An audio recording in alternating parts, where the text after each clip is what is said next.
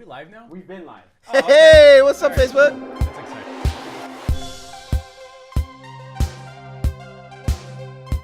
So you started your Facebook ads agency journey. Hey, there we that's go. why Becker's good at his job. He's like, you're gonna move. He's money. But you started your Facebook ads agency journey with the Dolphins at the end of your career with the Dolphins, something like that. So it's kind of a muddy story because when you say start, right, is like, are you talking about my first client or my first intention to like growing an agency? Like your first client, because this is like volume 2, right? To So like the first interview that we did, right? Yeah, it is. So the first client I had was actually when I was in college. I had a client just because I needed to make some side money because my parents couldn't provide for me. So it wasn't like thinking about an agency model. But once you have your first client and then you start searching online, then Facebook starts hitting you with the ads, and that's where it started. Like Dave Rogan, Sam Ovens, Ty, obviously, getting all those ads. So like in the 4 years I was in college, I didn't expect or want to grow a marketing agency. It just so happened that I ended up getting to 10K with clients because of personal injury attorneys. In undergrad or in undergrad? Oh, I didn't even know undergrad. That. Oh, yeah, that's when you're doing the Miami Dolphins. Right. So like at the same time while going to school. It's the same time. So it was kind of a mess. But then when I left school, I realized pretty quickly that I could not be doing journalism forever. Yeah, you don't get paid anything. And, you know, obviously from Miami, the Dolphins suck. Yeah. I'm probably a bigger Heat fan anyways, and I couldn't get that opportunity. I tried, but I couldn't get it. That was LeBron time, right? Yeah. So it's like, they're like, nah. And this is when you're still like diversifying with like the UFC and all that. Exactly. Exactly. Same thing. So once I realized pretty quickly that I couldn't make any money and that I wanted to marry Shira, I switched over and I got into Dave Rogan programs. I got into his webinar boot camp and then 6K. He was, when I bought Sam Ovens' course, it was because I saw Dave Rogan testimonial. Because I saw what he's doing with Proof and like his start. I was like, oh, that's so awesome. So here's the irony of it. When I saw Dave do an ad for the first time, it was the first person I resonated with watching a video and thinking, if I'm impacted this way, this is something I'm really capable of, like speaking to people and impacting them. I just couldn't put it together yet. And then I didn't want to create something where I was teaching something that I had not done myself. So I wanted to buy his course first with the full intention that I want to build something like this. Yeah. I want to have a coaching program. That's what I wanted to do. So that was his course. It was about building a webinar and a coaching program? Or was it was both of them. Yeah. Gotcha. 6K Success and Webinar Bootcamp. And then from that model, I kind of identified, okay, I can scale my agency, hired up Reach Local, got really successful there, kept some of the clients, lost some of the clients, and then quickly moved into the coaching space. What was your relationship with Reach Local? Because I know they're based out of Dallas, right? Yep. And do they do back end? They do front, like how? Really back end. So basically what happened was in college, I forgot about the part of fulfillment, right? So you got prospecting, bringing in leads, sales, converting those leads to clients, and then you have fulfillment, actually the getting three parts of a business, right? Yeah. So I forgot about the getting the work done, right? Like, oh, it's not a like marketer just, at heart. Yeah, exactly. Not just get the money. So we lost all of those clients because I had no fucking idea what I was doing. Yeah, that was the personal injury attorneys, the newsletter. Exactly. I had no clue what I was doing. Besides for writing a newsletter, not difficult. But to do anything of value to them, I had no idea how to do it. Yeah. So I reached out to Reach Local. I got that from a recommendation from a friend. And then they came in and I offered them, after working with them for a couple months, like the people that were working with me, independent consultants, I would pay them additional to spend more time working with me and helping me develop some SOPs for automation, the ones that I showed you. Standard operating procedures. Exactly. So if you go work with Reach Local now, they have like a setup fee, probably $1,500, and then they'll do the back end work for you. Nice. But they will not communicate with your client. They will communicate with you. They'll give you a white labeled process or place where you can go in and look at campaign reporting and all that. But they won't really help you on the client side or your SOP side. I think there's something like White Shark or something like that. White Shark Media. It's very similar. Yeah. It's very similar. We actually just went to Nicaragua for someone that used to work with White Shark Media. Oh, very cool. Height Digital, JC Height. Shout out JC. Yeah. And JC is now the person that I recommend as a white label person. Not necessarily over Reach Local. There's positive and negatives, obviously. Just like subcontracting. Like exactly. So what is that relationship like with the subcontractor or white label company? Is it like you go do these things, or are they saying, here's the program, go sell it? Like, what does that look like for somebody starting out?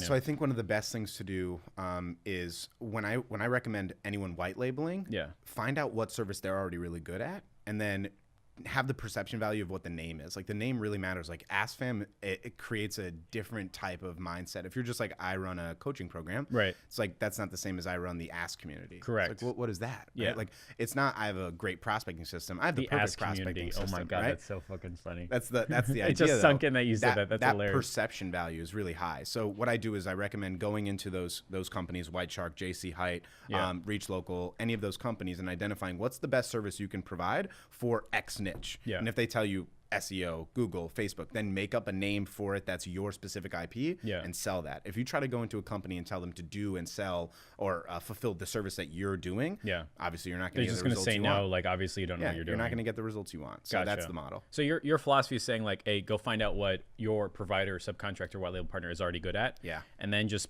plug that into your program. So I've got like the Exactly. Wallet Out program or the Wallet Out Exactly. Rated by Button Seed customer campaign. I just plug Facebook ads into that. So that could be my white label person or the Exactly. subcontractor or something. Exactly. So like, so like they charge to be a white label partner, or what is that financial So scenario? there's different numbers for each partnership, right? So for Reach Local, what they do is they don't charge any management fees or annual fees to work with Reach Local. Mm-hmm. What they do is they take money out of the ad spend.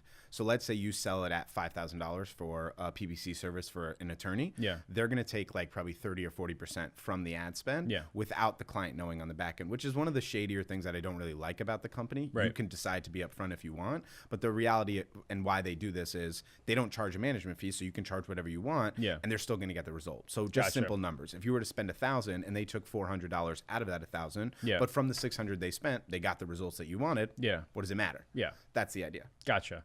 And so I would go to like Reach Local and be like, hey, I want to sign up as a white label partner. They've got a program and a process and all that stuff. I don't really know if program is the right method. They have a process. Yeah. I think Vendasta would probably be more of a program model. They have like a licensing agreement and philosophy.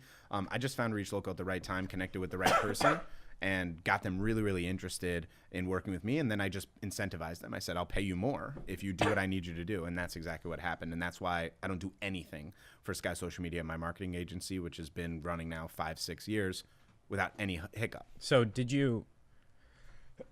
I'm only dying. It's no big deal. Yeah, right. So you went to a white label company or a subcontractor, whatever we're calling it. Yep. What do you guys do best? And then you would use that as the backbone for your own branded program, right? In terms of executing for the end client. Correct. Yes. So Wallet Out campaign costs you $3,000, and from the $3,000, let's just say I take $1,000, $2,000 goes to Reach Local, and they take their fee. Exactly. So it's arguable that like the Facebook ads for a $3,000 program could be like $400 or $500. But honestly, as long as their phone is ringing, it's the and they're same getting the exact result. thing. Exactly. Right. But it comes to a point of integrity, right? Like what type of expectation are you setting? If you're setting up that you're going to get $3,000 worth of ads, campaigns, like numbers, it's not really fair. If you're going to get $3,000 for the whole package, Yeah. then the expectation is set up more appropriately. That's the biggest difficulty, I think, for most people starting, is that they're pulling numbers out of their ass for what they expect the result to be. Correct. And then I'm sure you get this in your group all the time. Like, hey, Jeff, like how much do you need to have to get results for an attorney in Dallas? It's like, well, Dallas is different than Miami as much as it is different than someplace in Idaho. The variables are too great to identify, and there's no really strong tool. We created a SaaS product that we no longer offer anymore, but it was called the Budget Proposal Tool. Yeah. And it was the idea that from the variables, from like the search KPIs, we can identify how much you need in ad spend to get an X result, so you can have a really strong return on the investment. But the reason we stopped doing it is because even though we had some good numbers from Google, when you would look at the end of the campaigns, the numbers would still be off by at least 20%. So it's pretty hard to identify prior until you have experience. And I think most people, as you have probably experienced yourself, they get really worked up about like, oh, am I going to fail like with this client? Newsflash, my friends, you're going to fail. You're going to have a client that you screw over, that doesn't work out well. It doesn't mean don't care about it. It just means learn from it and make it better. That's 1 out of 10 is going to bomb. I just accept no doubt. it. It's no doubt. It has to be. So what is the value add? So like for somebody starting out, and even somebody like on the veteran side, they're saying, all right, I've got, let's just say a $3,000 program, right? Why am I here? What's the value add? Things like that. If $3,000 and only $1,000 going to ad spend, why doesn't that client just go straight to Reach Local or subcontract it himself, right? Great question. That's one of the like main obstacles that people say, like, I'm nervous about if they steal my clients. So let's start with just a philosophy in general that I go by. You focus on what you control, right? Like focusing on things you do not control is not going to help anyone. It's just going to make you frustrated and anxious all the time. So I don't think that's a really effective method of, worrying about your business models. Like, are they going to steal my clients? Like, Do you have control over that anyways? Right. No. So like move on. The other point is ask, right? Ask the actual company itself. Like, do you guys sell direct to SMBs, small businesses, or any size businesses? Reach Local does not sell direct to SMBs. Vendasta does not sell direct to SMBs. Interesting. Other companies do sell direct to SMBs. Yeah. And then in their contract stipulation would be that they will not take your clients even if you leave them, which is the case, right? Interesting. But of course, there's the opportunity. The value for those white label companies are that they're not doing the prospecting and sales. Yeah. They're doing what they do best, which is the fulfillment, and they just have the clients funnel to them, which makes it easier for them long term. Interesting. So let's say I'm running around town. I'm like, hey, I know that I could spend $1,000 with Reach Local or any subcontractor and get great results. How do I go then start the prospecting process? Is it like, hey, law firm, I can go ahead and do this thing for $1,500? Is it, hey, let me identify problems in your business? Do you have like an onboarding process? Like, what does the prospecting process look like for like somebody on your side? Right. So like what I've created is what I call the perfect prospecting system. Now let's break down the barrier here. Like, why did I name it the perfect prospecting system? Because if I just said, here's my prospecting process, is that as powerful? Correct. No, you need the branded program, otherwise it just won't work. It's critical. So the perfect prospecting system is called prospecting in a box, and it comes down to 5 specific methods that we're looking for. Number 1 is the offer, not the sales offer, the prospecting offer, the offer you make to someone to get them on a call. Like, hey, Jeff, can I share with you a competitor's analysis so we can jump on a call and I can show you what your competition is doing that you're not? Yeah. Get on the call, show them the audit. Hey, like, you have 2 options here. Right. Option 1, do what I told you on this call. I recorded it. I'll send it over to you, but frankly, nobody does that. You and I both know you're not I going to bring do it it all the time. You can take this into another digital marketing shop. And they go, it's not going to happen. You're not going to do it. Call that out, by the way. Don't even wait. Like, just say that. Like, you know you're not going to do it. You don't have the time for it. Or you can realize, like, we'll do it for you. Yeah. That's why we're on this call, right? So, That's what we do. So your sales offer is different than your prospecting offer. 100%. It's like, that's like a free inspection, right? Exactly. Like, so the free consult is like the classic one in every other niche in the world. Like for like plastic surgeons, free chiropractic, consult. 100%. But it doesn't work in the marketing world. Like saying free consult doesn't aspire any confidence or excitement. You have to have something specific. So again, like that perception value of the offer, if you have a competitor's analysis versus, hey, can we do a fact method of competitor analysis? They're like, what's the fact method? Right. Like, what does that mean? Oh, here's a lead magnet that I did. FAC. Like F is fast, action, making up on the fly. Exactly. Like, but then you build it out and you learn from it and you get it better and you make it more efficient and effective. So what you just told me is that like most small businesses, when it comes to targeting end consumers, can do like the free consultation or free inspection.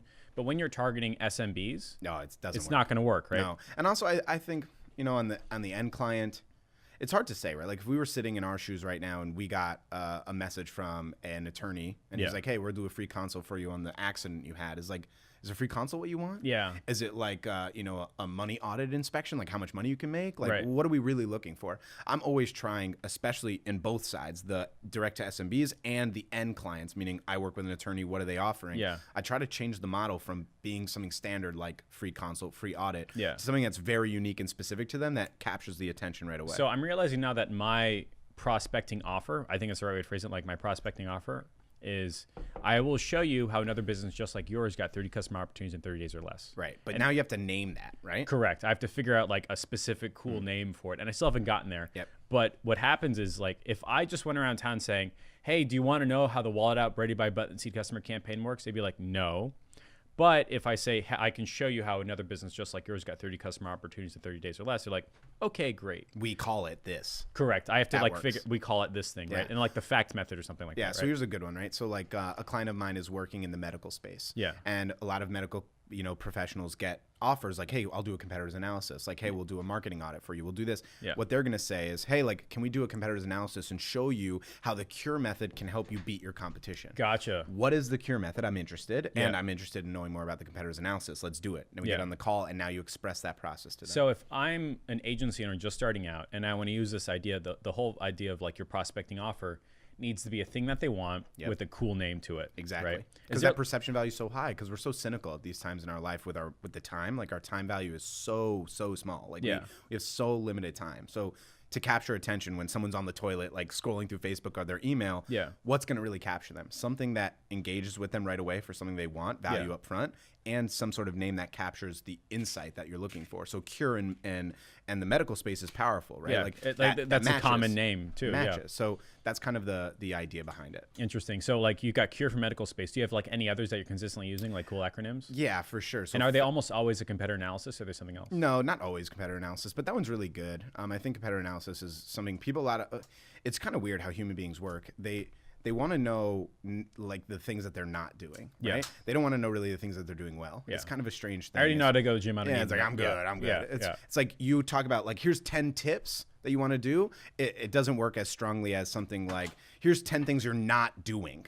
So like, what am I not doing? So I really like that because I see I got tagged on some like, I'm on some real estate list, and I can see that because I see all the Facebook ad marketers targeting me as a real estate agent on Facebook, right? And it's like, here's top 10 things you should be doing for your Facebook ad agency or to get results from Facebook. I'm like, if I was a real estate agent, like that doesn't move me. I'm more motivated as a person by pain and FOMO. Exactly. What am I missing out on? So like, here's the 5 things you aren't doing at your real estate agency. You're leaving money on the table. Yeah, and leaving money on the table. Exactly. So that's how you get them to like sign up to whatever like you're offering. And it doesn't have to be a lead magnet, right? It can be easily done through outbound prospecting. Yeah. But it's better if you have a lead magnet. And it doesn't take a long time. People get so worked up on lead magnets. Pull up a document. Yeah. If you come up with 4-word name with an acronym, just write out a little blurb for each. Cure, fact, WABO, whatever exactly. it is. Yeah. Just write some damn things out. It's not that hard. It takes 5 minutes, then you send it. Now they have something tangible. And they're like, this is interesting. I think Russell Brunson said the first thing he ever made to sell something online was a Word doc. And it was just a tutorial for ClickFunnels. Yeah, right? I bought into $10,000 programs that was just Word docs. Isn't that crazy? It is. It's because the perception value is so high. Yeah. And you're like, if they did it to me, how am I going to do it to somebody else? 100%. Like everyone's so focused on aesthetic and like how pretty it is and how perfect it is. Like you're losing because of that. It's so funny. Like the only thing that looks good is this studio. That's it. Like you go in that room, it's gross as shit. Like my emails, all they have is no typos, right? Like my communication is clear, but it doesn't like aesthetically look good.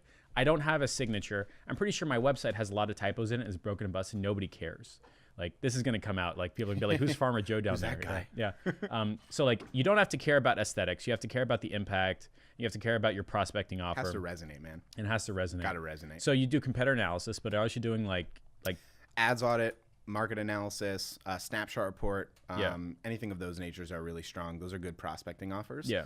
Snapshot report is really cool. Snapshot? Yeah. So like Vendasta, they offer snapshot reports for $2. Yeah. You literally just put in their website and then they'll give you a sheet of like all of it. Yeah, it's pretty dope. So if you do that and then you send that out to them, it's white labeled. It doesn't say Vendasta on it. It's like, look what I did for you. Yeah. It took me only 1 second, but they don't know that. Right. They think you put out something of like real value, and it's great. My only biggest recommendation, I think this is where most people lose it. Like they do live audits or video audits, right? That's very common. Yeah, like a Loom video or something. 100%, which is great. But instead of doing it live, do it as a sample. Like, hey there, not hey Jeff. Yeah. Hey there, here's a method or here's a thing that we've done for other people. This is how we do it. Check out this value. Is this something you want? If so, let me know below. Then you do it live. You do the audit with them live. Your perception value and your positioning is so high on that sales call because you just shared that value. Then you do the 2-option close that we just expressed before. Like you can either do it yourself, you're not going to, or let me do it. Do you want to know how I can help you? Oh, great. Here's our model. This is what we do, X, Y, and Z. And that's the pitch process. Exactly. That's super interesting. So your prospecting on demand idea is saying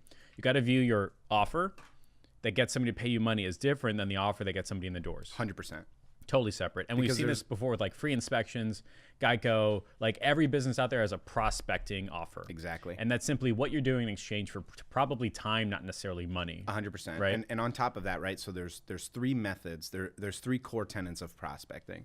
The process is as follows. It's getting a response first. Yeah. Getting on a call second, and then closing the deal, right? Like closing the deal is sales and prospecting, but they're so intertwined at that moment. You can't unravel them. Like they're a tied knot together. So they have to be together.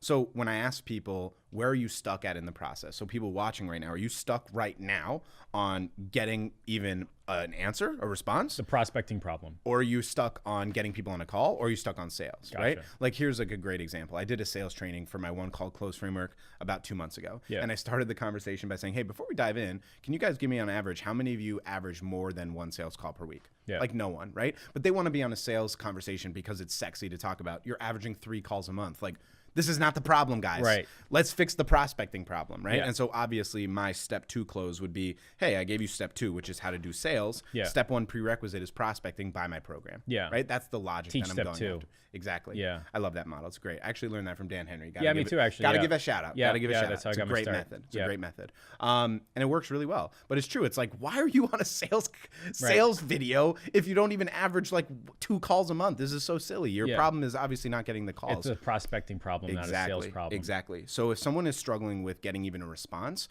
we change it not from a prospecting offer, but to a nurture offer. Interesting. And a nurture offer is a question that you asked to get a response. Now, one of them that you already mentioned is like, hey, can you handle like 10 more patients this month? Let me know, right? Or just as simple as like, hey, do you use a CRM for productivity? Right? Let me talk about this for a second, and I think you'll totally resonate with this, and everyone here, hopefully this is an eye-opening experience. So many people want to talk to me about competition and saturated markets, and a lot of what we're talking about, obviously, is how to overcome that by having a unique model, which is what we're expressing. But I also like to express, again, like you can only focus on what you have control over. Correct. So focusing about, what other people are doing is not going to help you in any way. It's just going to make you frustrated. It's just going to upset you. But on the other end of the spectrum, like one of the most valuable things you could possibly do is provide value up front, give them the value that they want, and then understand very, very clearly that they're the person that's going to give you the best feedback. Gotcha. Not me, not you, no one else. Like if someone says no to you, say, what could I have done to win your business? Like what would have you been tell, and they'll interested probably in? tell you, they're like, you didn't show up on time. Couple or people like, will. Couple people will. Some people won't answer you, but the people that do will give you the insight that you need to really exceed. Yeah. So if you've got a sales problem, you probably have a prospecting problem. Like if you aren't doing like 4 or 5 sales calls a week, you have a prospecting problem. 100%. Right? My milestone is 3 sales calls per week minimum. What's that? Your internet just went down. My internet went down. Oh no. What's up, fam? Guys missed us? We just shared all the good stuff. So I think using that one secret, you're gonna make like $100,000. 100 grand, right? Exactly. 100 grand. I totally don't remember where the stream broke or something like that. Nope. But we were talking about how there's like of all the phases, like there's 3 big ones, which is the sales and marketing, and then the prospecting, sales, fulfillment. Prospecting, sales, fulfillment, and prospecting breaks down in a couple parts. So like your prospecting offer is actually different than your offer. Your nurturing offer. Yeah. Your nurturing offer, which is different than like the actual thing that you're doing to change for money. Exactly. So your nurturing offer is usually manifested in something like, hey, can you get 10 more patients this month? Right. It's a question to spark a response. Right? Gotcha. Like most people really struggle either in getting a response or getting someone converted into a call. Just to spark a response, understand like what the audience wants. So does that mean some people who are like running around town saying like, I've got a sales problem or something like that, they actually like, unless they're doing 2 or 3 sales calls a week, they probably don't have a sales problem, right? Well, here's just the in general reality of this business model is that people don't know what the problems they have, or they don't want to solve the real problem because it's easier to solve a surface level issue. Correct. So they'll say like, Alex, I have a sales problem. Like, okay, how many sales calls have you had in the last 30 days? 2. Right. You have a sales problem? Right. You got a Don't think you have a sales problem, my man. Right. You got a prospecting problem. That's the issue. It's not sales. I think just people in general, human beings, would rather solve surface level problems than nip it in the butt. It's just how we're wired. It's how we're wired. It's just easier, the easier way. I also think that's kind of like the philosophy of Occam's razor. Like you want to go with the easier method, but in that one specific sense, that's the opposite of what you want to do. You want to go to the harder path, which is really fixing the prospecting related issue. Exactly. So if you as an agency, like, so originally when I got started, I was like, I need to be really, really good at Facebook ads, which is like not really, really, really, really true. Yeah, there are people like Reach Local or white label providers that are already really, really good at Facebook ads that can do better than you, and you don't have to have this like learning curve of doing yourself, right? I think also though is your timing, right? So like if you started 5 years ago, maybe then you thought that was the case because maybe the proliferation of these white label agencies weren't enough. So for example, when I started, I knew I didn't want to do the ads. Math and numbers is not how my brain works. My brain is the opposite. It's like a creative brain. So like analytical numbers and stuff would never fall in line with me, right? So when I watched Dave, for example, I was like, oh, this is perfect. I can easily do this. I can resonate and communicate in that way.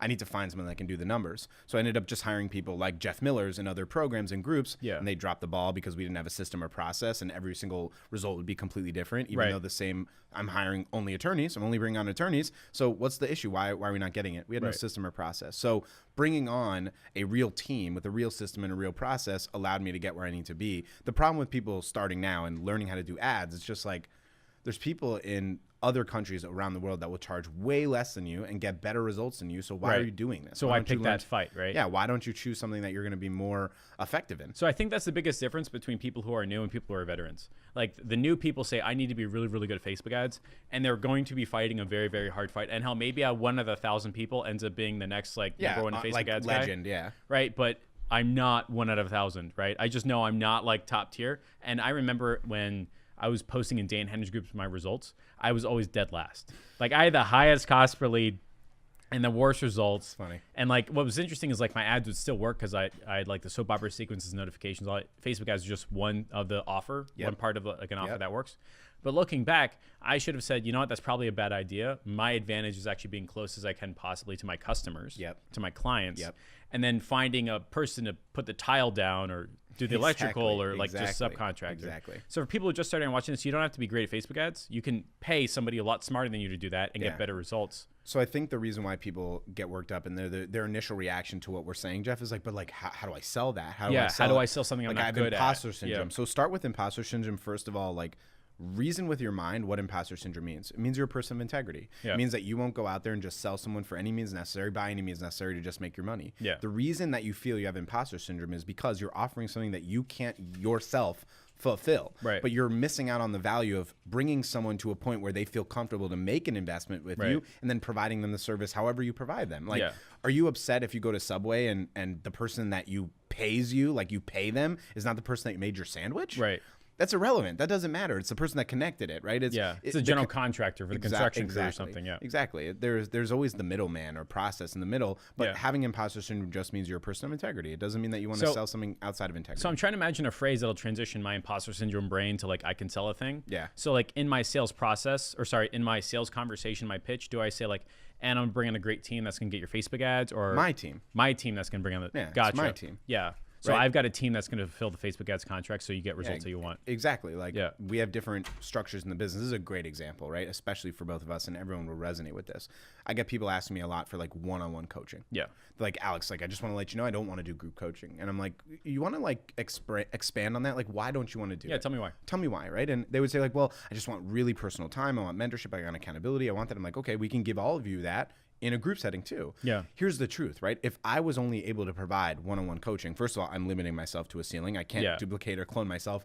Off camera, we were talking about some of those ideas, and maybe we'll get there. But obviously, we can't do that yet. So if we can't multiply myself, that means I have a certain limitation. Correct. If you're hiring me to help you build a business where you can help and have other people that you hire to do certain things, how would it make sense working with me one-on-one only? There's no way you can do every part of business. It would be impossible, right? It would be impossible. It's the same thing that when you work with someone, if someone tells you like, well, I wanted to hire someone in-house, why would I work with you? It's all, okay, you need to find someone that's great at Facebook ad creation, great with design, great with strategy, great with optimization, great with X, Y, and Z. Hiring someone of that will be at least like $120,000 the whole year. Not to mention, also the reality is that you have to pay for the ads too.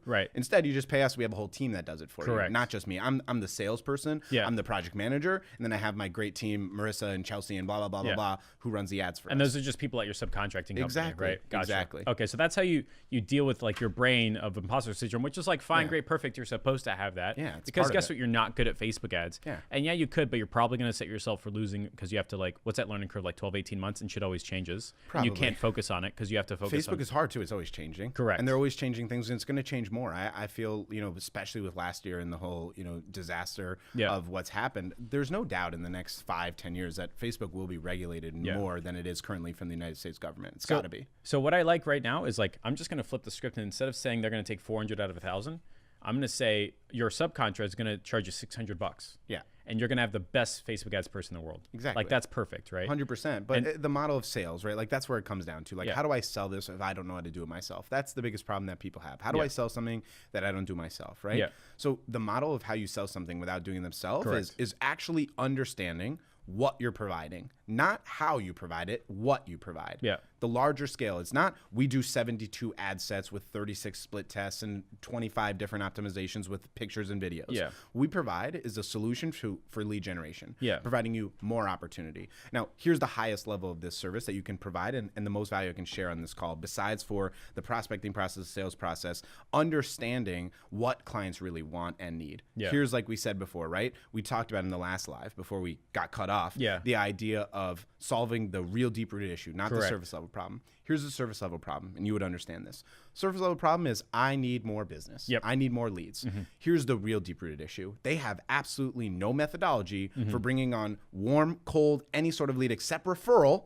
And converting that into a client. Correct. So you work with the gym and you say, I'm going to bring you that problem. I'm going to fix that problem, which is lead generation. That's the surface level problem. At the end of the month, you sent them 300 leads. You're like, oh my God, I'm so excited. Go to the reporting conversation. They're like, Isn't this awesome? We sent you 300 leads. They're like, no one paid us anything. We didn't call back because the first 3 were bad and this is all shitty. And we didn't know what to do. You yeah. didn't tell us what to do. Like, we don't even know how to handle it. We didn't get any of them. You're fired, right? Yeah. And you go from, but I got the leads, right? The reality is of what most people need is an entire productivity solution for prospecting and sales.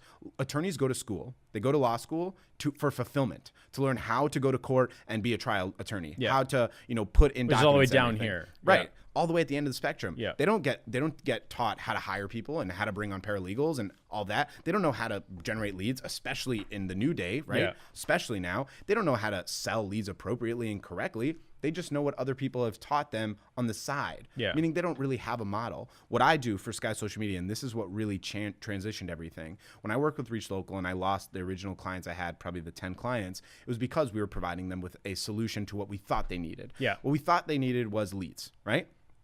Brought them leads, got them calls, and they're like, no, they're terrible. They didn't work, blah, blah, blah, blah. Yeah. So what was really the issue? They didn't have a follow-up process. They don't know how to do anything. They don't even have a CRM. They were still writing things down on paper and putting it in binders. Yep. Instead of putting it on a CRM. So I teamed up with actually a company here in Miami, Practice Panther. They're a CRM just for attorneys. Yeah. So what I provide is not just a solution for prospecting and lead gen, and I use this in my sales. I don't know how to use Practice Panther, but I'm expressing I know what the actual pain point is and how to solve it, which is, Jeff, as the attorney, I'm not here just to get you more leads. Really, you don't need more leads. You need an entire productivity solution for prospecting and sales, for marketing and sales. We're going to not only provide you the leads, we're going to put them into a CRM that makes it really easy to follow up. We're also going to have an automated sequence that's going to follow up with them for you. We're going to show you how to transition a lead from interested to customer or bad fit and what to do in that format, so you have a real comprehensive system for actual marketing. So that's the difference between the nurture offer, prospecting offer, and then your sales offer, right? That's the sales That's offer. the sales offer. You Exactly. don't bring that stuff up in the nurture. Like, don't Hell send no. any, like, hey, you want a CRM? That's not a nurture, right? No, they're not going to. So here's a good one. Not, hey, do you want a CRM? It's, hey, do you have a CRM? The problem with most people is they don't even know what CRM is. Yeah. So like usually I'll just say like a word similar to it. Like, do you have a client management system? Yeah.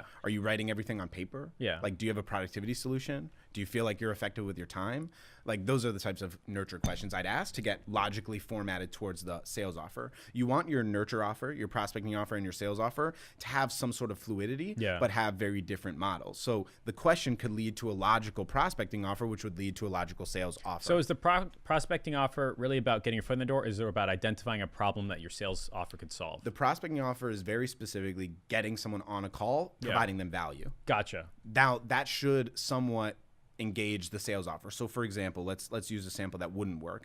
If you were to go out there and offer, just for simplicity, a competitor's analysis, right? And then your offer has nothing to do with the competition analysis, right? So like, let's say on the analysis, we're on the call right now live. You're like, yeah, I'm excited for this competitor's analysis. I'm like, well, look at these 5 competitors. They're all doing SEO really well, and they're doing ads on Google. So what I want to offer you is Facebook messages. Like, I'll do a post for you on Facebook. Doesn't make any sense. Huh?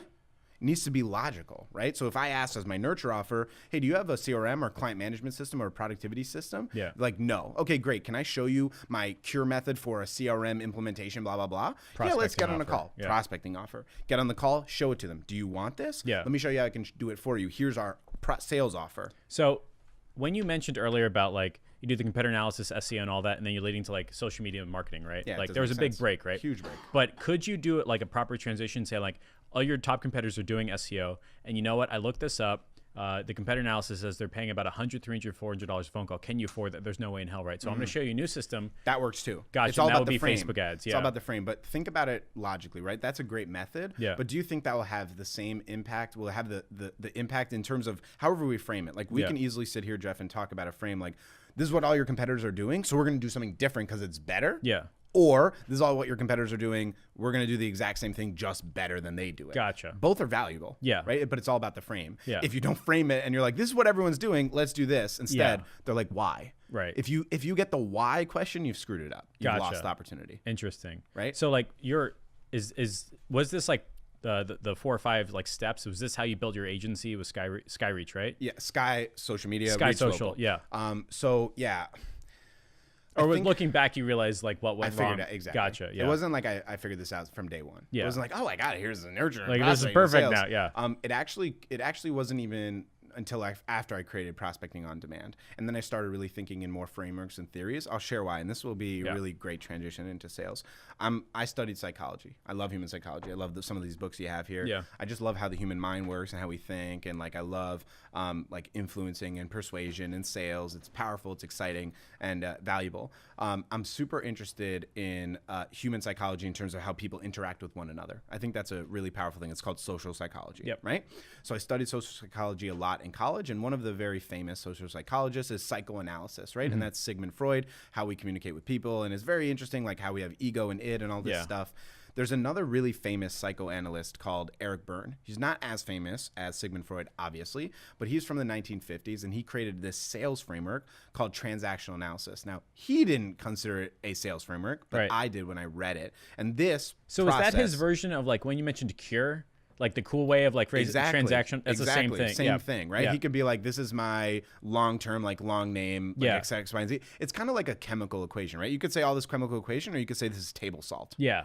Right? Like gotcha. this is chlorine and nitrogen and this and this. You're like, what? It's just salt. Yeah. It's just salt. Gotcha. Right? Okay. It's like, this is what it is. Yeah. So that's a great example. So I started to become thinking in frameworks and recognize human beings think in frameworks. There's actually a thing in psychology called this. It's called heuristic, right? So representative heuristic means like, the closest thing to what you're looking at right now is what your mind would think. So you're going to think of a mug, or you're going to think of white or wood. Or is that why when pots. I meet people, I go, I've met a guy like that, my old friend named Mike. That's new Mike. Exactly. Yeah. It's your brain creating a shortcut. Yeah. Right? So we create these themes in our thought processes in our brains through frames, and that's how I coach. That's how I created this model of like sales, nurture offer, prospecting offer, sales offer. Gotcha. How to create a 5-step prospecting system, a 7-step formula for irresistible offer. Yeah. The one call close framework. Not just like, here's my sales process. Right? Here's my prospecting process. Gotcha. Here's my specific methods in frames. So like a good one is this sales one, and it's called transactional analysis, the PAC framework. Yeah. And it's identifying how, when you're speaking to someone, you're speaking to 3 people all at once. The parent, the adult, and the child, PAC. In one person. In one person. Gotcha. And this is what you have to do in sales. You have to overcome those 3 things. So a parent is naturally a skeptic. How do you overcome skepticism? Show them proof. An adult thinks logically, at least we hope. Right? Yeah. At least we hope. Adult is a logical framework. So now we have to have a proven process and system. It's not just random, not just throwing shit against the wall. Proven, we're dart players. We're going to get closer to that bullseye every time through our perfect prospecting system, through the cure method, through the fact method. 1, 2, 3 steps, achieved goal, right? Logical framework. Yeah. And then finally is the child. And this is where most marketers shine, and what they're selling is the childlike dream. That beautiful video, it's like the sun is shining, you're on the beach, you're on a boat. Imagine what your life would be like. Exactly. The childlike dream. Now for us and for most marketers and entrepreneurs, it's time and financial freedom. Yeah. Now we spoke way earlier about clarity and ambiguity. This is the problem. Most people have ambiguity on this. What does success mean to you? What is time freedom? What is financial freedom? Identify those things. But you don't have to identify them in sales. You just have to clarify that's what you want. So Jeff, do you want to have time freedom and financial freedom? Great, that's what we can do. Can you tell me a little bit more about why you want that? Right. Great. Now we have a model. Now we have a process. This is a framework. And this is how I've created these models. It really started from that transactional analysis. I read about it when I was doing social psychology in college. And then I started creating it from that when I created Prospecting on Demand, the coaching program. Interesting. And I thought like, everything should be frameworks. Everything. And once I can realize like it just falls into easier to understand models, that's exactly where I came from with these models of creating every single type of thing I do is always a system, right? Like Becker, for example, I watched a video he did, and he might have done this without even recognizing it. He did a video with Cruzy about hiring, right? And he's like, here's my, I don't remember exactly, but it was like, here's my 6-step hiring process. That's a framework, right? That's a framework. Oh, I do remember this that. first, Yeah, and then I the do video. this, and then I do this, and then I do this, right? I have the same thing. Mine's 8-step, right? But it's a framework because it makes it easier to say rather than here's my hiring process. Here's my 8-step hiring process. It might be even better if I say here's my elite hiring process. Here's my ACT hiring process. Exactly. Exactly. That's the model. Interesting. So you can apply that. Can you apply that to like your pitch itself? Like 100%. It needs to be. Yeah. And it's great in like in that's your, how you define your branded program, because you don't just say it's like the fun program. You're like, that's why you created ASS. Like literally that's why I might have not thought about it, but that's what the framework is. It creates a unique perspective on something. Interesting. So I've got the wallet out ready by button the seat customer campaign, 7 steps, right? And so my prospecting offers, like I'll show you the 30-day, how other businesses just like yours, 30 days or less. I've got an onboarding process, right? So then I show them how businesses do it, right? And that's a sales process, and it's got the name and the definition, all that fun stuff. And then I move into the close, right? So if somebody's just starting out, and they have a prospecting problem, are there 2 or 3 things that they should be doing on a daily basis? Because I talk about my AIP chart. There you go, right? And it's from John Loger. He was my first real business coach, and he's like, you got to do these 4 things. If you don't do them, you're not going to make any money. End of discussion. I did those 4 things, and I shot up to 42K a month. I was like, well, that was easy, right? Less than like 4 months, it was like insane.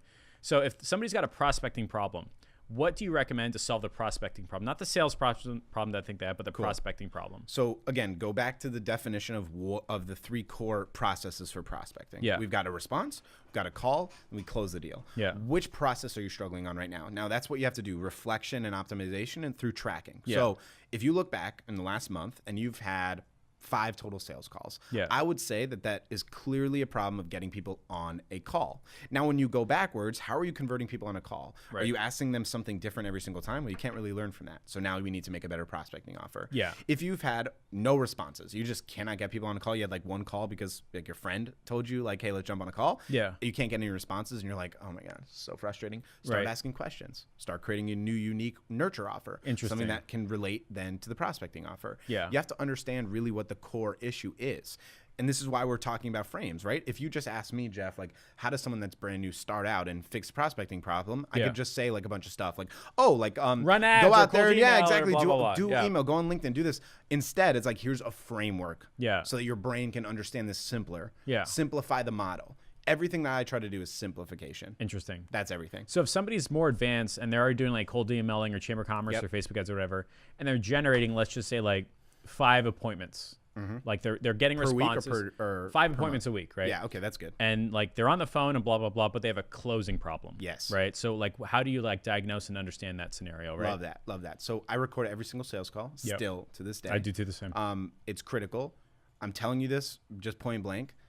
Listening to your sales call sucks. It's so painful. It's terrible. It's like, why would I say that? It's terrible, but it's powerful. So I'm going to give you a couple things here with sales that I think are really powerful. This is probably my best skill, like naturally, like my natural best skill. And some people have that natural skill and some people need to work it. And that's okay. When I was doing interviews for the Miami Dolphins and the UFC, I recorded everyone and then transcribed it. Worst job in the entire world. So I had to listen back to my shitty questions and write down what I was saying and then write down what type of idiot would ever ask that question. And then it would get the same type of response all the time, like, it's this and that, right? Like you can see they're frustrated. And when I would listen back to it, I can hear it in their voice that they're frustrated. I didn't really get that in the moment, but I did on the retrospect. That was actually the beginning of me understanding how valuable it is to record calls. Because when I started going into sales, naturally I would record it and listen back to it and figure out what I can do better. So in the interview style, when I would listen back to it, I thought, okay, let me ask different questions. Psychology is really unique and fun to talk about. No one asks those questions in sports, so I start talking about those things, right? I start asking those types of questions. Now suddenly the answers to my questions are, that's an interesting question. I haven't gotten that one today. And I'm like, hey, like, I'm getting better. I'm getting better, right? So the next model, right, for me in sales was, first of all, record every single call you do. Second, have a framework for it. Do not just say random shit. Do not just ask random questions. Have a framework of what you're doing. We can go through my frames here in just a minute, but go through a real framework. Have a real process. Don't just randomly do things. When you listen back, this is how I do it. And I close my eyes for this one because it's really powerful. I like to think of sales as this sort of allegory. You are holding the lead's hand in a very deep, dark forest. Neither of you have a flashlight. Every single question that you ask, there's a chance for multiple different answers, and you might lose their hand. The goal is when you listen back to the call, where did you lose the hand? What question was it? And where did you you can get the identify why? it. Exactly. Where did you lose them? Where did you lose them in the forest? A successful sales call, you walk them through the entire forest. At the end, it's a clear light, and they're ready to pay you. That's the model. So I always listen back to the calls and try to identify it. I also offer audits to my team, or to my clients, because sometimes it's hard to self-reflect and identify because you have such a bias. Like you really felt like emotionally attached to it.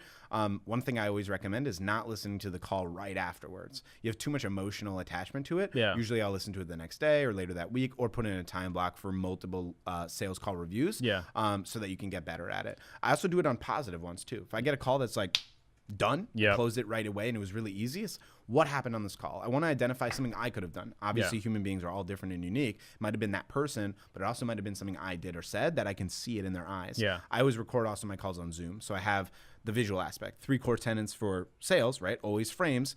Visual. Yeah. Number one. Most people immediately remove that because they do phone calls. Yeah. The words that you say and then the tonality in which you say them. Yeah. Right? Those are really powerful. And then I'm always following with that model, trying to identify what can I improve. So when you say you got to keep everything the same, you just don't like randomly ask questions. Does that mean you have like a sales sheet that you go through? Beautiful question. I'm so glad you asked that. So a lot of people, I think, fall into this robotic sales method. Like, Jeff, how many clients do you have? Okay. How much revenue do you make? Right. What's your goal? What's your customer lifetime value? Right, exactly. Yeah. Just question. This is not a Q&A. Right. Sales is a conversation. It's a service. You're trying to help someone and identify if you can fit in their model and work with them. Yeah. If not, then why do you have imposter syndrome? Because if you had imposter syndrome, obviously you give a shit about the person. Right. And if you're just going to do question and answer randomly, then you don't give a shit. Right. So why have imposter syndrome? Just go out there and sell. Obviously, don't do that. Right. But you get the idea, right? That's the idea. That's the entire model. So what do we do? Like, what do we do to efficiently fix these problems in sales effectively?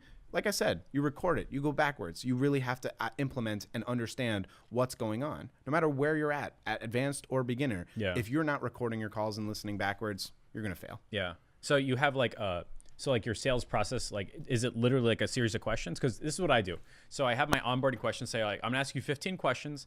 At the end of this, I'm going to see if I can get you the result that you want, show you a plan, how much it costs me and get started. They go, great. So I ask them a couple questions, but it always feels like an appropriately friendly doctor that's like, tell me about your need. Did you break that in college? Or is like, oh, okay, that's fun. Sports, blah, blah, blah. Let's go back to your femur. And then like you have like. So here's how I do it. Yeah. So I used to, and this is a good transition. This is good to understand kind of the lessons that I've learned, right? Yeah.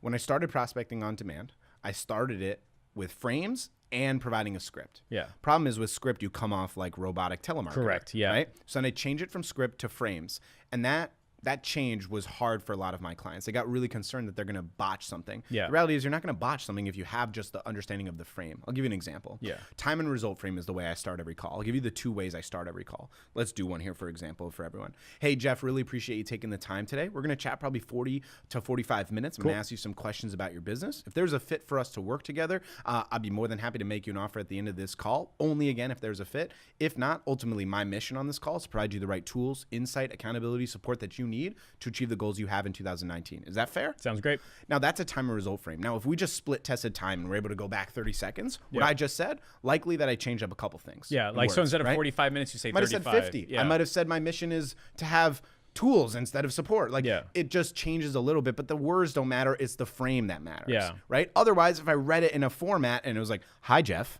it's like, Gotcha. Okay, it comes off okay. so bad. Yeah. So then the next question I always ask, this is incredibly important. If you are not doing this, please do this. If you're not doing this, please do this.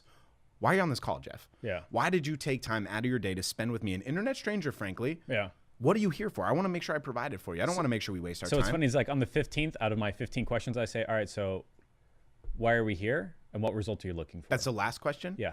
So I like to do it as the first, because if it's okay. the first question, then you can save time. Like, how many tire kickers do you go through 40 minutes? And they're like, I just kind of want to see what the price is. Hasn't happened to me yet, but that's because I meet people in person first. That's good. Yeah. That's solid. Yeah. But I get so many people telling me like, I got 50 minutes in and they had a decision maker problem, or they weren't ready to make an offer or anything. Yeah. I'm like, ask them why they're on the call. Yeah. Right away when you get on the call, you really can also measure their interest. Like, like I'm desperate, I need this now, or I'm kind of looking, I don't know.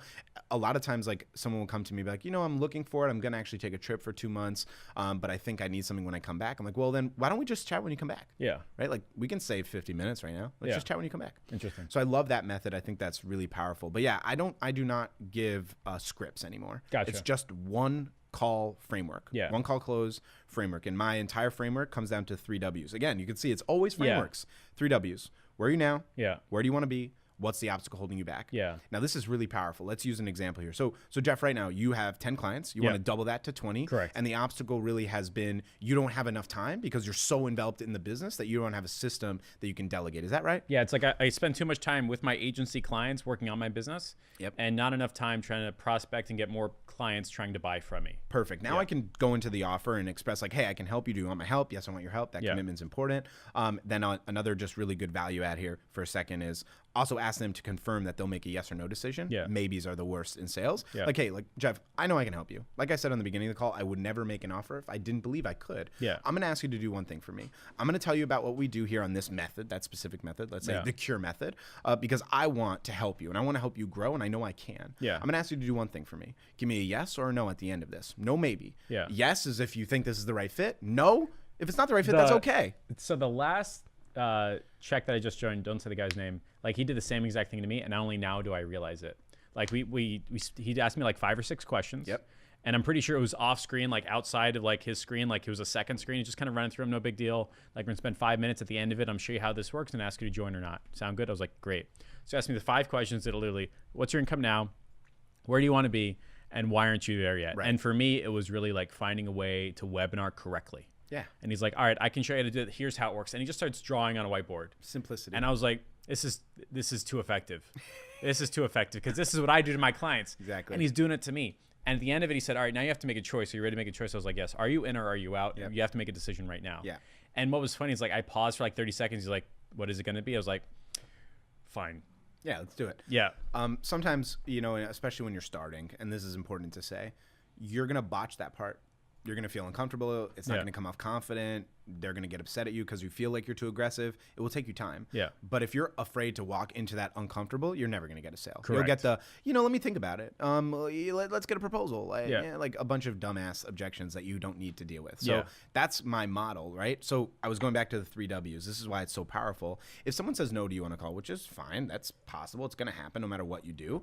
If they say no, you're like, hey, like, I appreciate it, but I just don't think this is the right fit. Hey, no worries. I appreciate you telling me no. Yep. Instead of asking me for a proposal and let me go think about it, like, thank you for just being honest. Yep. I'll circle back with you in a little bit. Perfect. Let's say now you wrote down the 3 W's that they had on that call. That converts the entire 40-minute qualifying into just those important 3 W's, Correct. right? Come back to them in 60, 90 days. Hey, Jeff, how you doing, bro? Let's get on a call. Get on a call. Yeah. So, Jeff, 30, 60, 90 days ago, we were here, and you wanted to go here, and the obstacle you is there this. yet? Where you at? Same spot I was Same before. spot. Bro, like, that sucks to hear. Yeah.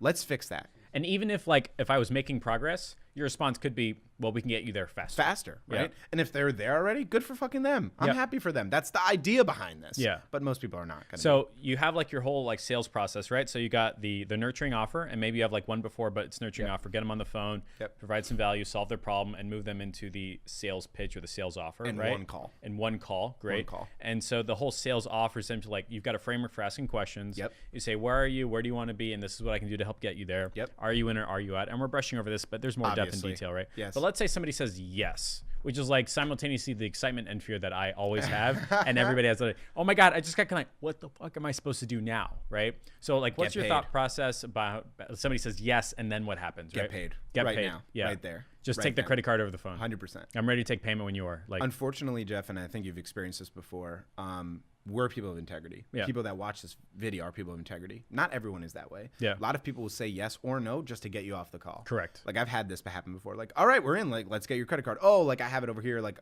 send me the link and I'll get back to you. Yeah. They're gone. They ghost.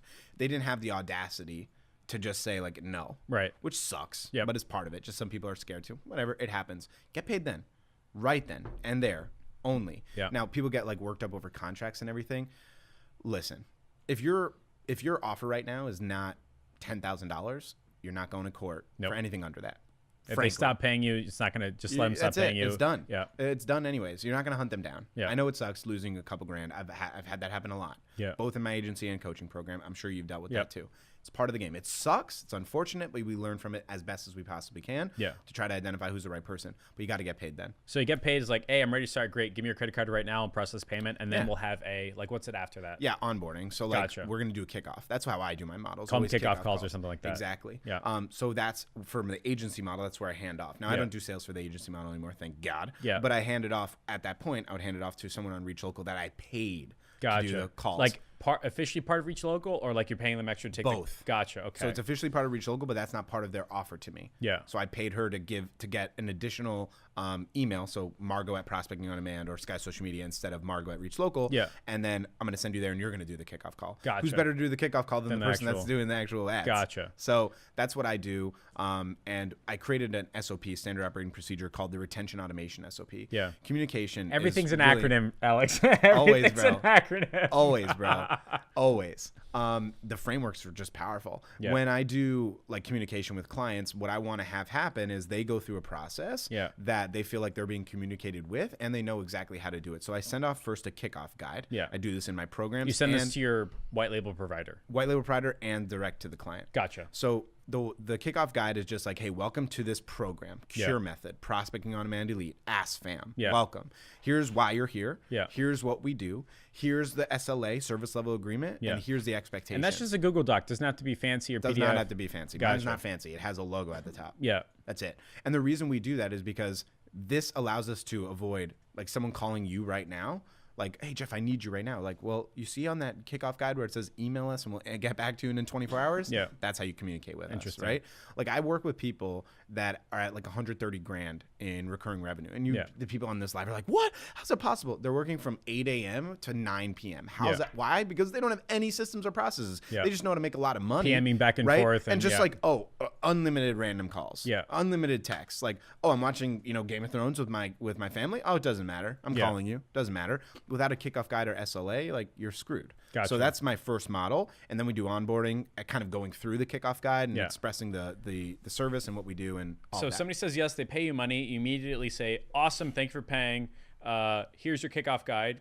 And then you send one to your white label provider as well. So they have it. They both know what to do and how to do it. It removes that variable. Exactly. Right? So ideally, it's the same one every time. That's the value of niching, right? Like if you don't, then you have to make new proposal. You have to make a new kickoff guide. You have to do a model. So I have a way of scaling, either horizontal scaling or vertical scaling.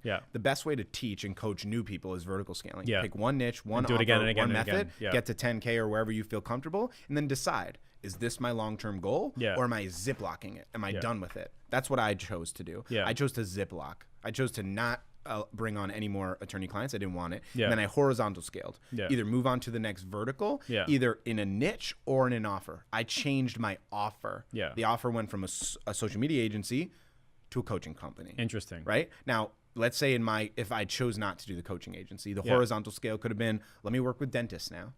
And then scale that to 10K. So that's and kind the of horizontal like scale will be the next one. Like you see electricians that are like really good at being electricians, and then they stay as electricians. That's like vertical scaling, right? They just keep staying electricians. Then there are electricians that become, I know, to do the plumbing and the plastering. Then they become general contractors, right? So that's like expanding. Exactly. Right? Now we're in the horizontal model. Now we can, and then we can scale either individually that, like great example, Alex Hanna, right? Attorney here. He started as a criminal attorney. Now when you look at his billboard, it says every single thing: family law, DUI, criminal. I'll do whatever, pay me money. He starts with the first one, and then he horizontal scales. Interesting. That's the model. So somebody pays you money, onboarding call, all that. Then the subcontractor takes care of it. With your program, and like, do you have acronyms for your agency? Like what you do in exchange for money, like the wallet out? Do you have like your own version of that for like the agency? Like the. So I've got like the wallet out. In terms of the offer. Yeah, so like I've got the wallet out ready. That's like the Cure Method, Fact Method. Correct. That's what I'm doing. Yeah, so you got the Cure Method. So my wallet out campaign, like one of them is the Facebook ads. Then we've got like the customer research, and then we've got the soap opera sequence and landing page and all that.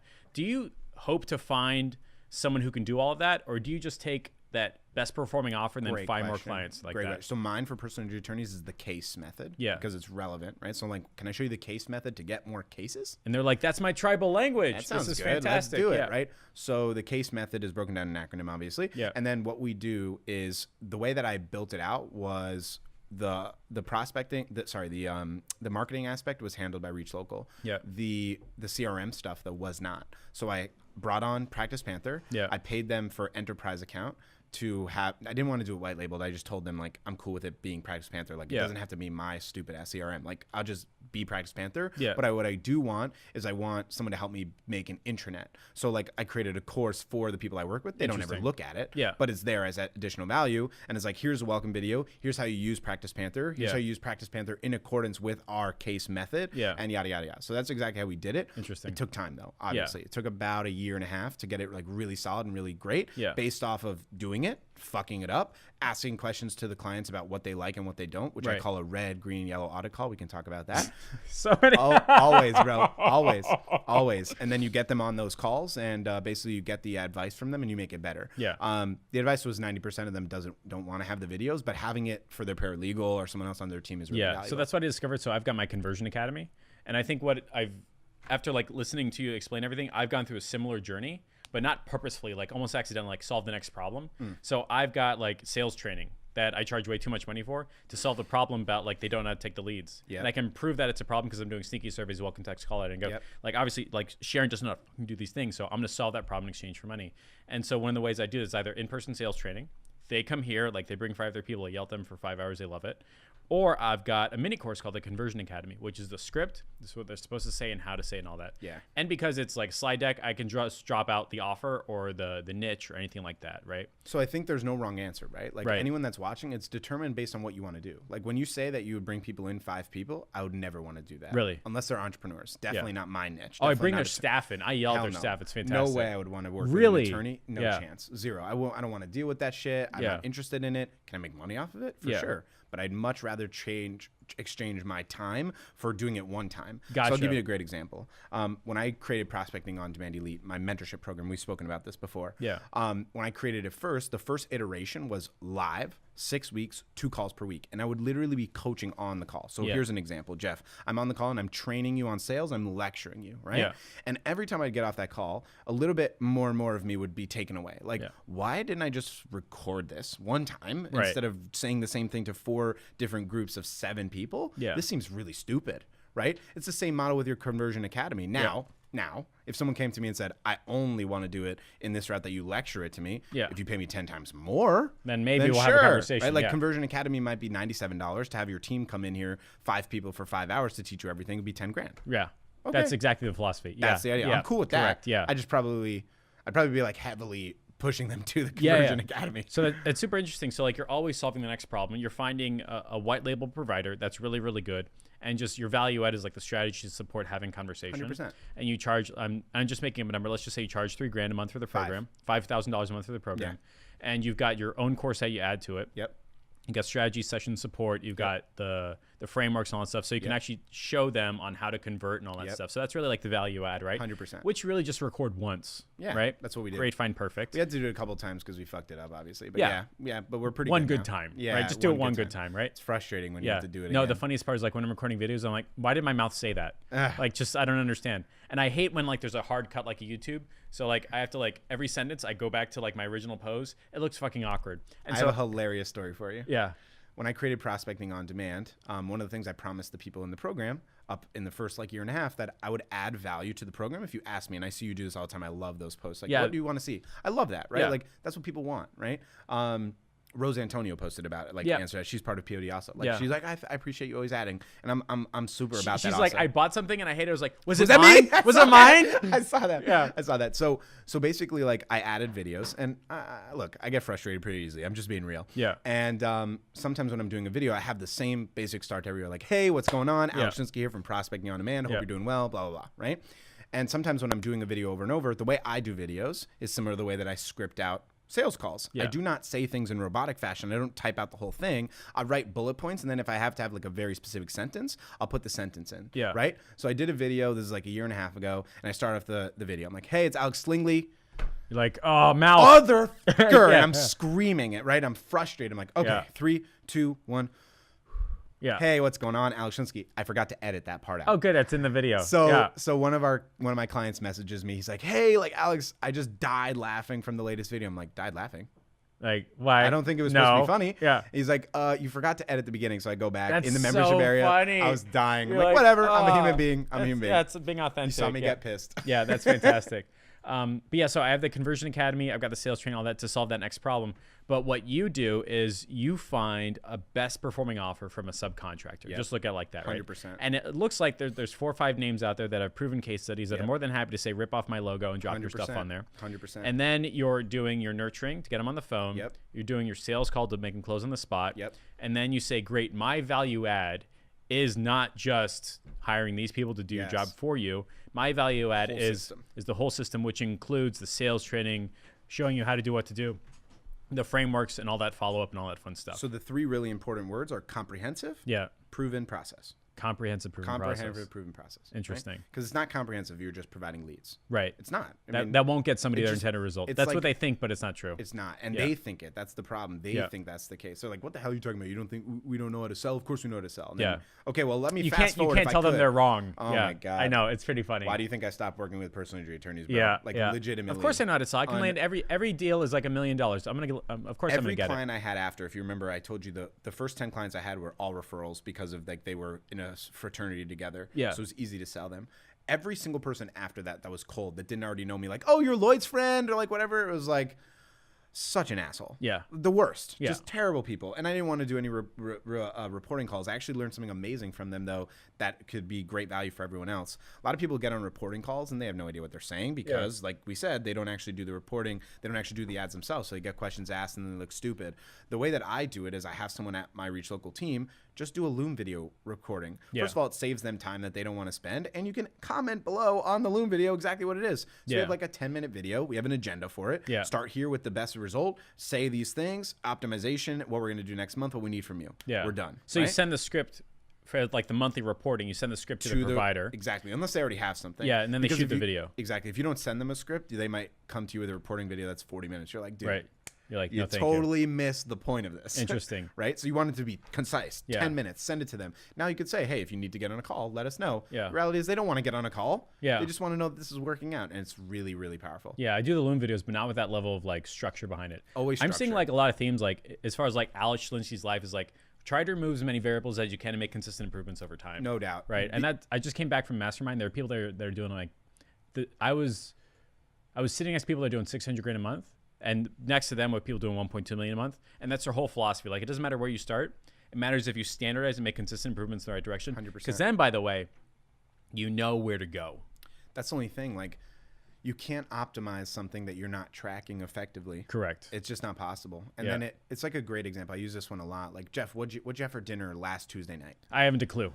Now, if you were dieting and you're on a heavy regimen of calorie counting, wouldn't you know? Yeah, I look at my journal. Yeah. That's the idea. So, like, when I tell someone, like, how are you prospecting currently? It's like, I'm doing cold email. Like, but give me more specifics. Like, what's your offer? How are you nurturing? Do you follow up? How much? How many leads have said yes or no? What's the open rate? There's a guy in our group who just landed a second client, $2,900 a month. He now does like, so everybody in my group, when they land a client, they go live, right? Yeah, I love like that. It's required. Like, you have to go dope. live, otherwise kick you the fuck out. And what's crazy is like, you watch the first live from the second. The first live is like, yeah, so I did this, and then they paid money, and that was the end of it.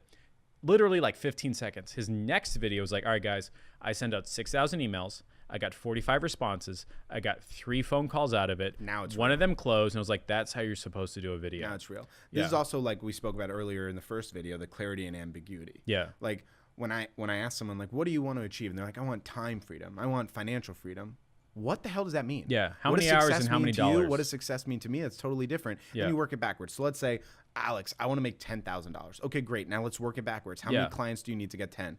10 clients at 1,000? Okay, got it. Now, if you need 10 clients, how many sales calls do you need? 30. Okay, so if you need 30 sales calls, how many leads do you need to get 30 sales calls? 1,000? 100? Yeah. Great. Now we have KPIs to shoot for. Now we work towards them. The biggest problem is people set those KPIs and then they miss them drastically. Correct. They're like, I'm such a failure. It's like, hello, that's the model. Now you could fix it. Otherwise, you just be like, I'm such a failure because I don't even know the numbers. Yeah. I don't even know what's going on. It's just like going to the gym. Like, yeah, you want to lose 30 pounds. Great. Go to the gym every day I for wouldn't an know hour. shit about it. Right. But like, like, I've never done it. Yeah. But like the whole philosophy, like if you want to lose like 10, 15, 30 pounds or gain 10, 15, 30 pounds of muscle, like you track everything in, everything out, the time, effort, energy, money. And like everyone who has a journal at the gym will automatically lose weight to gain muscle. Like it's not because of the journal. It's because of what the journal makes you do. Correct. Exactly. It's the same thing like a lot of people that have, problems with eating. Yeah. Like maybe a celiac or something like that. It's not like you know when you're born that I have a problem eating bread. Correct. Right? But then you start writing down like what you're eating and how shitty you feel afterwards. Then you go to a nutritionist. Like, oh, thanks. Yeah. Rather than what do you think you eat?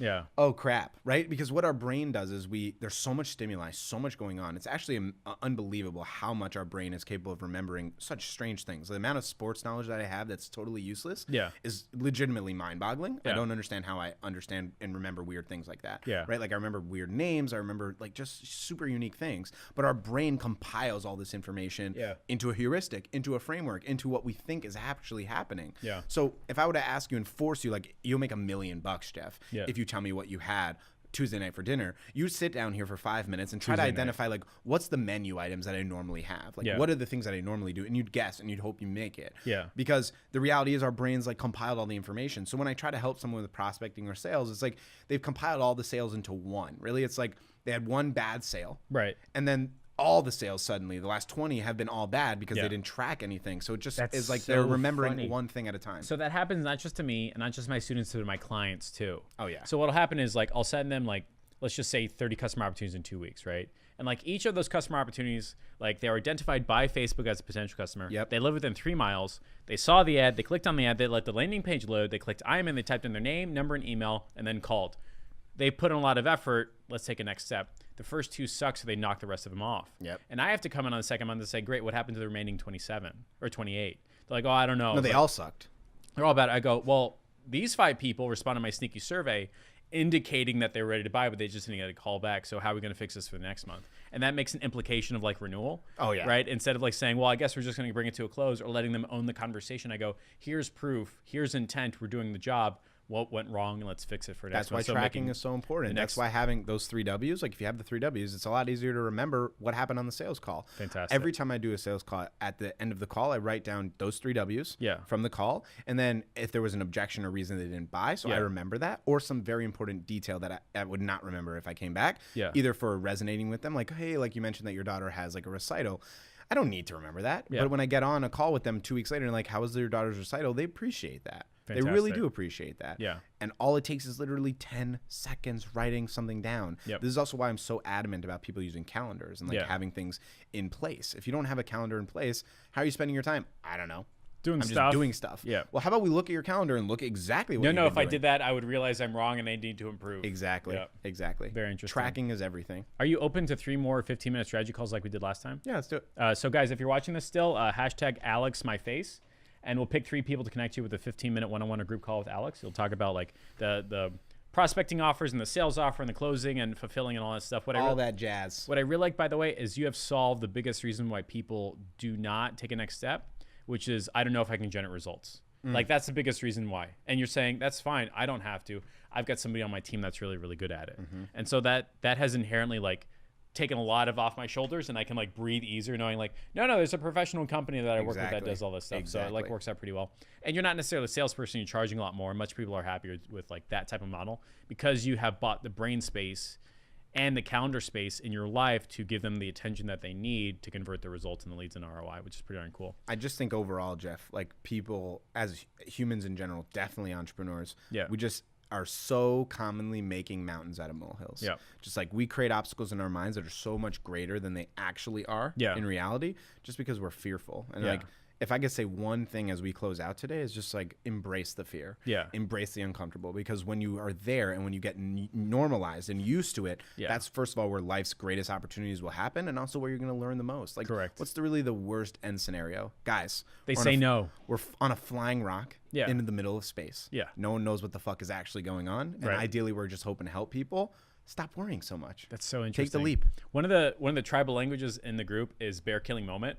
Like I fundamentally believe like I'm afraid of like going out is a manifestation of I'm unsure what's out there. Maybe a bear will kill me.